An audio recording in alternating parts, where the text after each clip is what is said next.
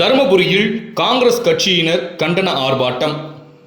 காங்கிரஸ் கட்சியின் மூத்த தலைவர்கள் சோனியா காந்தி மற்றும் ராகுல் காந்தி மீது அரசியல் பழிவாங்கும் நோக்கத்தோடு பொய் வழக்கை பதிவு செய்து குற்றப்பத்திரிகை தாக்கல் செய்துள்ள அமலாக்கத்துறையை கண்டித்து தருமபுரி மாவட்ட காங்கிரஸ் கட்சி சார்பில் தருமபுரி தொலைபேசி நிலையம் முன்பு கண்டன ஆர்ப்பாட்டம் நடைபெற்றது.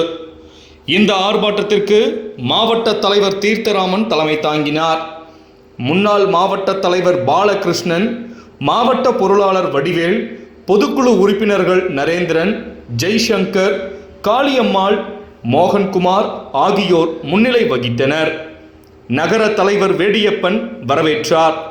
இந்த ஆர்ப்பாட்டத்தின் போது சோனியா காந்தி மற்றும் ராகுல் காந்தி மீது போடப்பட்டுள்ள பொய் வழக்கை வாபஸ் பெற வலியுறுத்தியும் மத்திய அரசை கண்டித்தும் கோஷங்கள் எழுப்பப்பட்டது.